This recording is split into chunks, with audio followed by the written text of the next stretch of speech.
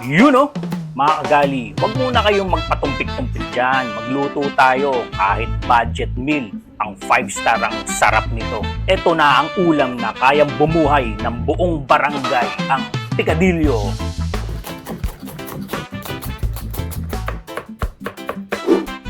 Ang ating panggisa, kakasama niyan, sibuyas, 2 buo, sliced kamatis, 2 buo, slice at chopped garlic, 1 buo. 2 pieces each of carrots and potato, medium diced. Beef gining, half kilo. Ayos mga gali, simulan na natin ang pagluto. Eto, isayin natin itong ating chopped garlic. Yan. Medium heat lang ang init nito. Okay, haluin natin yan. Pagkatapos, lagay na natin itong ating sliced red onion para mabango, no? Yun, no? Manali yan, no? Pati itong kamatis natin na slice, lagay na natin.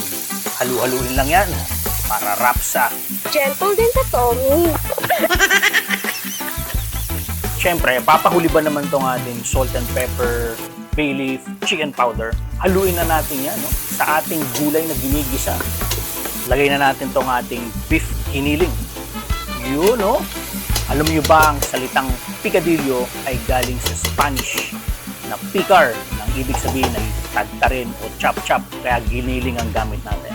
Meron din to sa Mexico, Cuba at Spain. Iba-iba nga lang ang style ng pagkakaluto.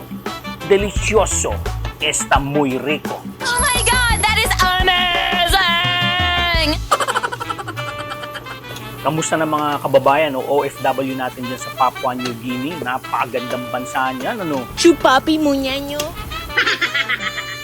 Hindi ko alam kung napapanood nyo na ba ako ngayon o napapadaan na ba ako ng bahagya sa inyong social media. Pero habang kumakayod kayo dyan, ako nang bahala magbigay ng ideya sa ulam nyo. Sana kahit papano maibsan ang homesick nyo.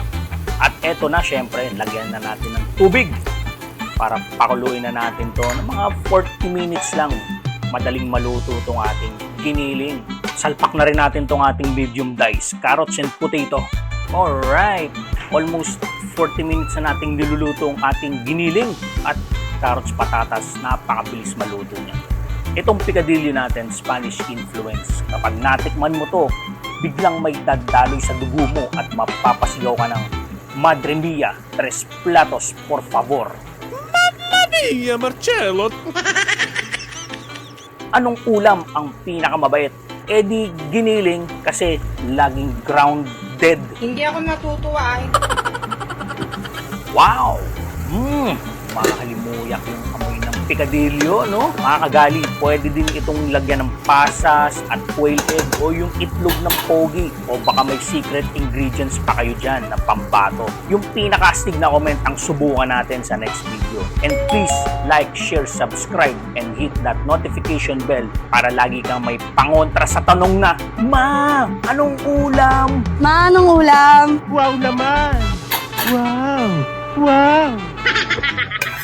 Ayos, di ba? Napakasimple. O siya mga kagali, tama ng video. Wala pang technology para matikman mo to sa screen. Hanggang sa susunod dito sa JC's Gali. Tandaan, magluto ng masaya, haluan ng lambing at ihain ng buong pagmamahal.